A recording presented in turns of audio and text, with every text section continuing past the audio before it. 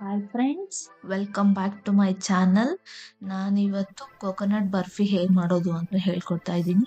Without using sugar use ಮಾಡ್ತಿಲ್ಲ. ಇಲ್ಲಿ jaggery powder ಮತ್ತು ಜಾಗ್ರಿ ಯೂಸ್ ಮಾಡ್ಕೊಳ್ತಿದ್ದೀನಿ. ಸೊ ಫಸ್ಟ್ ಇಲ್ಲಿ ನಾನು ಕಾಯಿ ತಗೊಂಡಿದ್ದೀನಿ, ಫ್ರೆಶ್ ಕಾಯಿ ತಗೊಂಡಿದ್ದೀನಿ. ಅದನ್ನ ಸ್ವಲ್ಪ ಸಣ್ಣದಾಗಿ ತುರಿಯಾಗಿ ರುಬ್ಕೋಬೇಕು. ನೀರೇನು ಆ್ಯಡ್ ಮಾಡಬಾರ್ದು. ನೀರು ಆ್ಯಡ್ ಮಾಡಿದ್ರೆ ಡ್ರೈಗೆ ಹಾಗೆ ರುಬ್ಕೋಬೇಕು. ಸೊ ಫಸ್ಟ್ ಹಾಗೆ ಕಂಟಿನ್ಯೂಸ್ ರುಬ್ಬಾರ್ದು. ಒಂದು ಸ್ವಲ್ಪ ರುಬ್ಬಿ ತೆಗೆದು ಈ ಥರ ನೀಟಾಗಿ ಮಿಕ್ಸ್ ಮಾಡಿ ಮತ್ತೆ ರುಬ್ಬಬೇಕು. ಸೊ ಇಲ್ಲಿ ನೀವು ನೋಡ್ತಿರ್ಬೋದು, ನೀಟಾಗಿ ತಿರಿಯಾಗಿ ಸಣ್ಣಕ್ಕೆ ರುಬ್ಬಿದ್ದೀನಿ. ಸೊ ಇಲ್ಲಿ ನಾನು ಫಸ್ಟ್ ಒಂದು ಪಾತ್ರೆ ಇಟ್ಕೊಂಡಿದ್ದೀನಿ.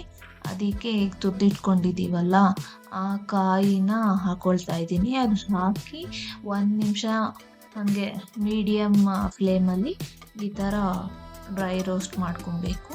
ಸೊ ಅದಾದಮೇಲೆ ಇಲ್ಲಿ ನೋಡ್ತಿರ್ಬೋದು, ಜಾಗ್ರಿ ಪೌಡರ್ ಸ್ವಲ್ಪ ತಗೊಂಡಿದ್ದೀನಿ, ಸ್ವಲ್ಪ ಜಾಗ್ರಿ ತಗೊಂಡಿದ್ದೀನಿ. ನಿಮ್ಮದು ಎಷ್ಟು ಕಾಯಿ ಯೂಸ್ ಮಾಡ್ತೀರಾ ಅದ್ರದ್ದು ಕ್ವಾಂಟಿಟಿ ಮೇಲೆ ನೀವು ಜಾಗ್ರಿನ ಹಾಕೊಬೋದು. ಸೊ ಅದು ಹಾಕಿದ ಮೇಲೆ ನೀಟಾಗಿ ಮಿಕ್ಸ್ ಮಾಡಬೇಕು. ಅಲ್ಲಿ ಜಾಗ್ರಿದೆಲ್ಲ ನೀಟಾಗಿ ಅದ್ರ ಜೊತೆಗೆ ಬ್ಲೆಂಡ್ ಆಗಬೇಕು. ಸೊ ಅಲ್ಲಿವರೆಗೂ ನೀಟಾಗಿ ಫ್ರೈ ಮಾಡ್ಕೋಬೇಕು ಮೀಡಿಯಮ್ ಫ್ಲೇಮಲ್ಲಿ.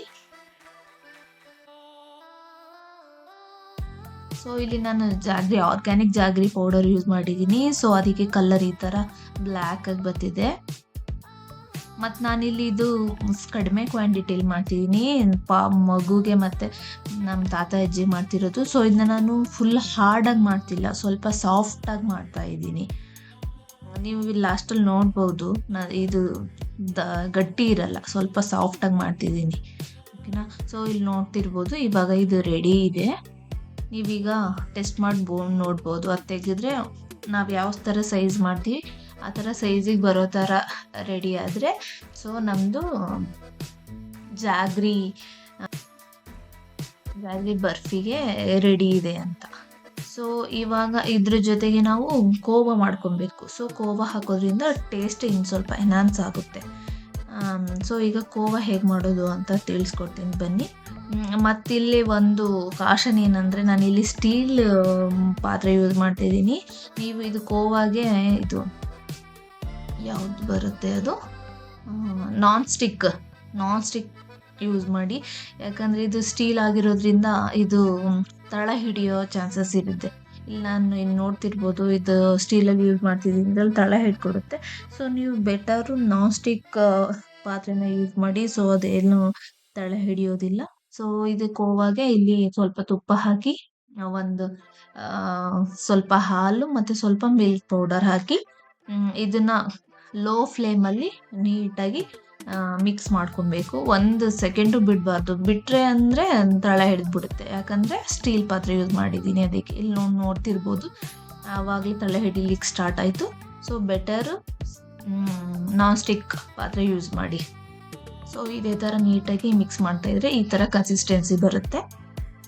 ಸೊ ಇದನ್ನು ನಾವು ಅದು ಜಾಗ್ರಿದು ಮಿಕ್ಸ್ಚರ್ ಇರುತ್ತಲ್ಲ ಅದಕ್ಕೆ ಆ್ಯಡ್ ಮಾಡ್ಕೋಬೇಕು. ಸೊ ನಾನು ಮೊದಲೇ ಹೇಳ್ದಂಗೆ ನಾನಿಲ್ಲಿ ಹಾರ್ಡಾಗಿ ಮಾಡ್ತಿಲ್ಲ, ಸಾಫ್ಟ್ ಕನ್ಸಿಸ್ಟೆನ್ಸಿ ಮಾಡ್ತಾ ಇದ್ದೀನಿ. ನೀವು ಸ್ವಲ್ಪ ಹಾರ್ಡ್ ಬೇಕು ಅಂದರೆ ಸ್ವಲ್ಪ ಕೋವಾ ಕಡಿಮೆ ಯೂಸ್ ಮಾಡ್ಕೋಬೇಕು. ಸೊ ಕೋವಾ ಕಡಿಮೆ ಯೂಸ್ ಮಾಡಿದ್ರೆ ನಿಮಗೆ ಹಾರ್ಡಾಗಿ ಸಿಗುತ್ತೆ. ಸೊ ಇಲ್ಲಿ ಲಾಸ್ಟಿಗೆ ಇಲ್ಲಿ ಏಲಕ್ಕಿ ಪೌಡರ್ ಹಾಕ್ತಿದ್ದೀನಿ.